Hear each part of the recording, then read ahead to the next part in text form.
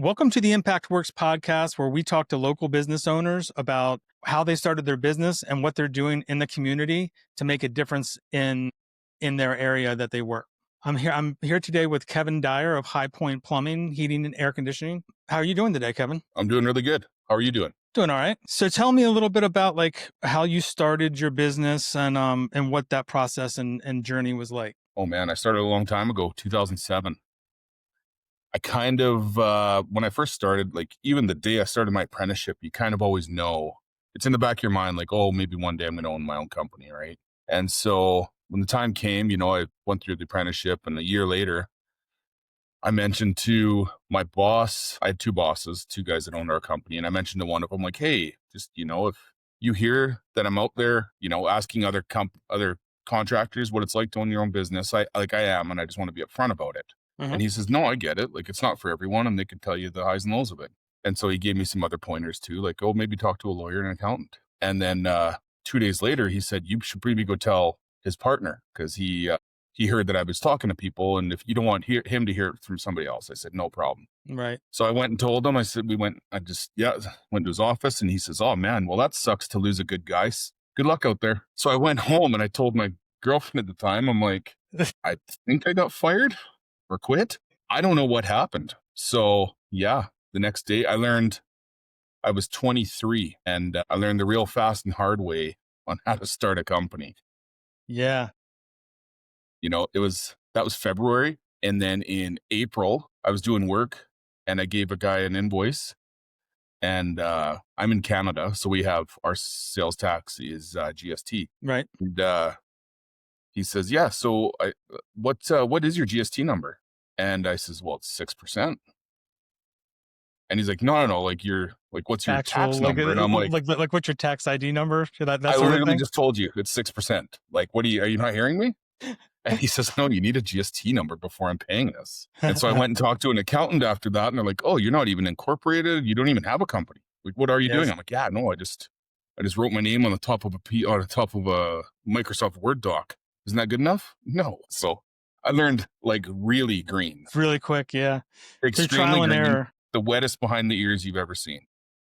That's it. Hey, everybody's got to start somewhere, right? Oh yeah. Yeah, totally. Yeah. I started off doing anything that came across. I would do service work. I would do residential new construction, anything I could. I'm working crazy. And then, oh man, then what was it? 2010? So I started in 07. 2010 was the first time I ever got burned by another contractor. Oh, that was one of my questions, but I'm glad you're actually chiming in about that. Actually, That was let's my first back up one. first. Actually, Sure. let's back up for a second. Why don't you tell me like the name of well, I already told everybody it was High Point Plumbing, Heating, and Air Conditioning. Yeah. But why don't you tell us like a little bit about your what services do you offer? What service areas are you located in? That sort of thing. Yeah. So it's been a long one. Currently, we're mostly residential service and install, like retrofits, right? Mm-hmm. A little bit of commercial, but it's maybe 5 to 10%. We're just now getting back into doing projects. And so that's just a growing area. That's what we started, but we don't do it anymore. We have an office in Cranbrook, BC, which is a small little town in the Rocky Mountains. Nelson, BC, which is 3 hours west of that as well. And we have an office in Calgary, Alberta. So nice. We have 3. It That's doesn't good. take long to grow a town of 20,000 people, right? I'm sure. So I think my subdivision in Calgary has 20,000 people. So. Yeah, well, I'm in Oakville, Ontario, and there's a lot of people here too. It's amazing. I'm originally from Wilmington, North Carolina, and there weren't that many people down there, and things were different down there. That's how it goes. Yeah. Yeah. We came here 2 years ago to Calgary. We expanded to Calgary. Same thing. The company just basically got to that point where it was almost year after year. You could just see it just the exact same. We got to a good point, but we transitioned and pivoted so many times over the years. Like 2000 and we started in 07, 2010 or 2011, somewhere in there was the first time we ever got burned for a good chunk of money. Then we started doing larger commercial jobs. We did like a big medical office. And then in 2012, started doing industrial work because there's like coal mines and pulp mills and all that kind of stuff around here. And so when we went to that world, we just totally no more residential new construction. We're done. There's not a lot of margins in it. And it was just the same thing year after year, right? My accountant actually told me you'd probably make more money working at 7-Eleven if this is the margins you're going to do. Yeah. So, And why, and you don't need that headache, right? Like that's just so much no, more work on you and everybody else. And like you said, like, sometimes you got to get rid of clients. Sometimes you got to keep them. yeah, we were doing the most we did with residential new construction. We did $2 million, but Nice. that's when it was $8,000 to rough a house in for like plumbing, 8,000 for plumbing and 8,000 for heating. How much is it Prices are a now? little different now. Oh, probably 25 Wow. And each. how many years ago was that? That was 2007 till 2010 or 11. That's just a big jump, man. I don't care how many years it is. That's a big jump. Now, what do you attribute to the rising costs in that anyways? What do you attribute that to? Well, they went up whenever there's a global crisis, as they call. Like there was metal shortages one year, and all of a sudden hot water tanks doubled that year. And furnaces and everything went up. And then there was copper shortages, so that made everything go up. And then there's always these shortages, right? And whether there is or isn't, the prices get to go up. But they never come down. That's just that's the new price. Yeah, that's kind of the way it is, unfortunately.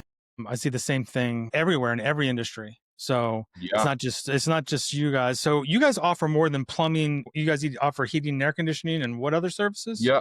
Plumbing, heating, air conditioning, sheet metal, gas fitting. Nice. It's kind of the realm of it all.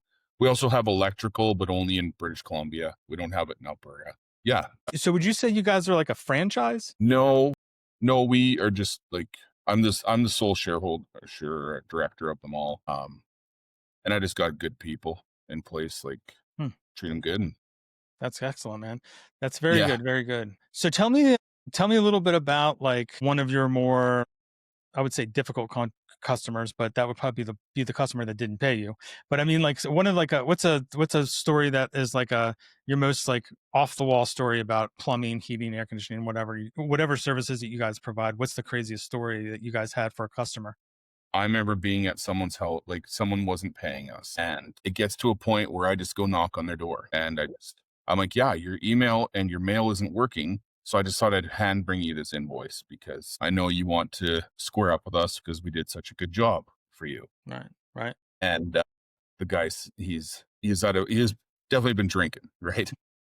And he says, I have no intention of paying you. I don't have the money. Really? And I'm like, well, we can work out an arrangement though. Right. And he turns around and just punches a hole in his drywall. And he's like, I don't know how many times I got to tell you, I'm not paying it. I'm like, okay, no, I understand. Now's not a good time for you. I'll see you tomorrow. Obviously. See you tomorrow. And so I went. Yeah. And so I went the next morning, and when he'd be sobered up, and he was still drunk. He tells me, like, I was hoping he'd be. So the next morning he opens up the door and bright-eyed and bushy-tailed, like he's going to, he's dressed for work, and I'm like, holy cow, this is a bit of a change. Yeah. And he says, yeah, no, I saw that. I did get the email. I got the email. Yeah, I have no, it's payday on coming up here, and I was going to square up with you. I'm like, what is going on here? Yeah, that's a different Jekyll and Hyde guy here. Hey? Yeah, different approach than the day before. And I said, no problem. Can I come by Friday and meet up with you then and get that? So he says, yep, no problem. So I did. I went there Friday, like I said I would, and he gave me a check for the work. And then not only that, he went around and told all his neighbors how wonderful I am. And it was just the weirdest experience ever after he's punching holes in his own drywall. Right. Like where I thought, oh man, this guy might come at me, you know? It was just a really weird.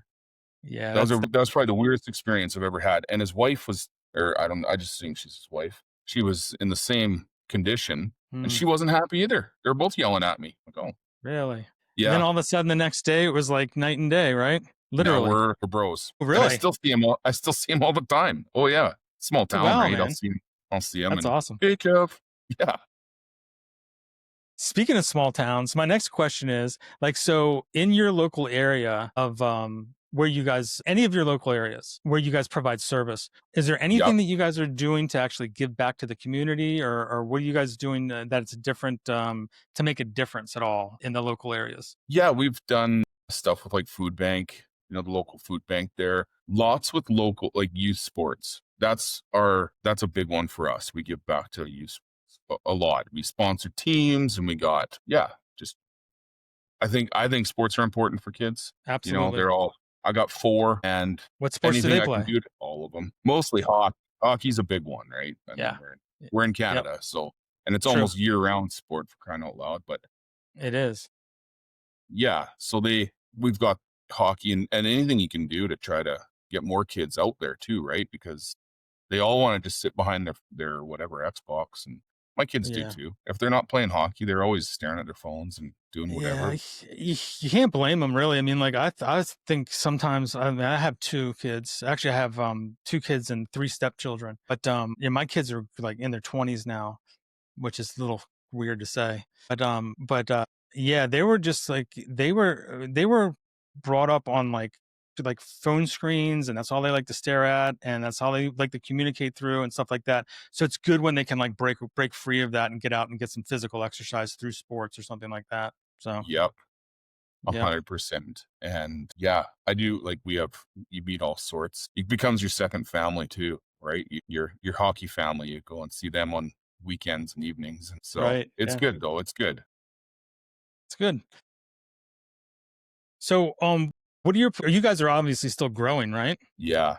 Yeah, we are. Like, we just started doing projects again. We took a big break off of that, like almost 10 years of doing any sort Really? of projects or construction. Why margins Yeah, just weren't good? Like you're saying, like costs were too high, margins weren't great. And then you got to have the right people for that. It's a totally different animal right? than doing service work and stuff, right? Service work is you need an incredible amount of overhead because you got to have people answering the phones and dispatching and you've got a lot of overhead and a lot of moving parts. And so we wanted to kind of nail that. That was my focus especially was just Yeah. getting that really nailed in that we could have a great level service. And then the projects, a friend of mine came on board with us. He's I want to say March and yeah, he's been the game changer on that. And so we've got, doing a lot of tenant improvements. Hmm. Year in, year out. They're pretty good. They're pretty good. And we're doing lots of some franchise, as they seem to be sweeping through. Yeah, I saw your website's great. I'm actually was very impressed by it. Did you actually like get that professionally done? Yeah.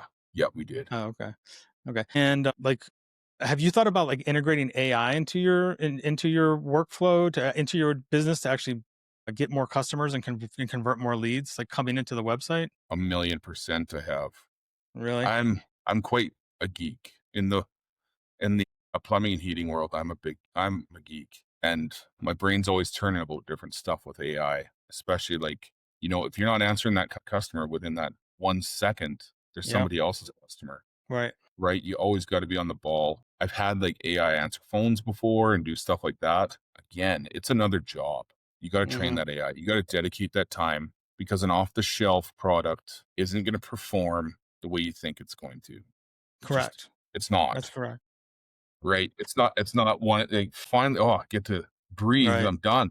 No, you just Yeah. got yourself another job. Well, that's good. Like, I'm glad. Hopefully, a lot of people like listen to this and understand that that's the case, and then they just can't like pick up whatever AI they come across and then like, hey, I want this to answer phones, whatever, and slap it in there and expect it to like have the knowledge base and all of that stuff set, and even like with routing like jobs and everything. If like how are you going to have it scheduled? Like, what do you use like a scheduling system in your business? Yeah, we've Service Titan. Oh, okay, that's pretty much like the go to for a lot of people these days. That's the gold standard, I think. Yeah. Yeah. So, yeah, we use that, and I know that they have AI programs that you can buy. They're just pricey. Yeah. Yeah, that's the other thing with AI, man. It's a lot more expensive to actually get in on the ground floor than people think. So what's your goal for 2025? Like by the end of 2025, do you have any goals that you set for High Point? Yeah, we have a goal setting session, I guess, because, like, we opened Nelson this year just in June. We just opened Mm, that branch, okay. right? And so we have, like, revenue goals for that one. That was June. And anyway, our revenue goal for that one is just to hit 100,000 a month. Like it's pretty low, but it's attainable. And sometimes you need easy wins for the team. Yeah, sometimes you have to set the bar just right to get people like excited that get on board, you know? 100%. Yeah. Exactly. Yeah, that's good. That's good that you guys are thinking about it that way. That's good. Well, it's been good chatting with you, and I hope that you know we what do you Well, the rest besides of today, besides working? yeah. Well, today I'm the donkey. I gotta haul the material out to the sites, and so they can be ready for tomorrow. How many employees do you have total? I want to say 26. That's actually pretty cool. That's good. It's a good size. It's very impressive for us actually. It's a good So size. it is. What can I ask you questions? Yes. Well, yeah, sure. Why don't you tell them what Riverside and Impact That's Works? just the software platform that we're on to actually record the podcast. At Oh, okay, Impact I'm like, Work, I thought it was maybe your software, like one of yours, and I was like, oh, I see, he's using his man, own. if I owned Riverside, I don't know. I mean, that'd be great. I wouldn't have to worry about anything. So, What? How do you an spend your day? Impact, I see you've got your whiteboard in the back, so you must have like seminars you put yeah. on. So I actually have projects. I'm actually a geek myself. I actually have an agency that I run that I like filter work through, and I do web projects for people, project Yeah, management. that's Impact Works, right? Yeah. Yeah, yeah. So that's basically what and I just like go through the day and answer client or customer response like customer requests that come in. I answer them if they need something done. I actually I have several employees that work for me, and I have to delegate those jobs out. So it's it's very much it's probably not as hard as what you do, obviously, because you're actually out there in the public having to do things physically. But it's still difficult to actually kind of manage everything and not let things get to you. And so because every customer is going to be have like problems and whatnot, so you just kind of have to like keep a level head and keep a positive attitude. Yeah, yeah. I find the digital space is like a next level for customer Mhm. service like that because there's so many things that you can't necessarily, what's the word I'm trying to think of? You can't really like proving your work, I guess, right? Because like I've hired digital agencies before and they're like, "Oh yeah, we're going to manage your LSA." And sometimes you like look and there's a couple things that are different. Mhm. But if you don't know where to look and what to look, you're like, "Oh my goodness, I'm paying them X amount of thousand per month and all they did was change one thing on the listing here, right?" You're not seeing like Right. they're sitting there listening through calls and being like, "Oh, this one needs to be credited," and this, you know, Right. there's a lot of stuff that needs, and I'm sure, There's a lot of follow up for sure. There's a lot of follow up and just attention to detail with customers. You know, it just is with any business anybody's running. So and that's kind of like what we do over here. I also own another agency called RocketLocal.ai, but and it's an oh AI yeah, first agency that actually is more about like online presence enhancement through AI and helping the local businesses with their conversions and whatnot using AI, either through like website chat or voice attendants that actually know everything about your business. But we actually go in and train it and actually do all that stuff as well. oh yeah, Yeah. take that 8 hour day off somebody. Yeah. Well, yeah.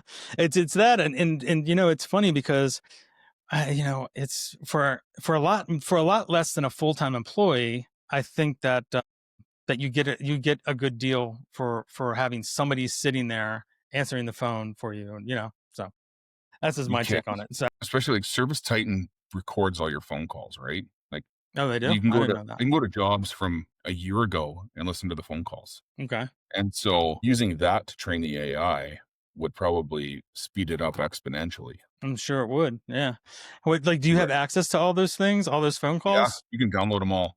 There's a Really? couple of different AIs you can get that after it's recorded, it'll send it to that and it'll basically like coach your CSR on the spot. Wow, that's awesome. It'll like it'll give her like this is when you said this, like Mhm. you didn't sound very nice. So increase your Oh, empathy. so it's like a critiquing AI. I have one of those too for my weekly meetings with my developers and admins. I have one that's like, during this part of the conversation, you should have been more assertive and asked these questions. And I was like, okay. So at first I was kind of like, well, I can't, I got like, I have to have like kind of a hard, tougher skin with it because it doesn't care if it, what it tells me Yeah, that I in a did wrong. heartbeat. Well, I don't let it do that, but yeah. Well, it was good talking to you. Yeah, I'm, you as I'm, well. I'm glad we got to talk, and I look forward to talking to you again sometime. Awesome. Same. Thank you. All right, Kevin, you have a good afternoon and a good rest of your week. You as well. You as well. Thanks. Bye. All right. Bye.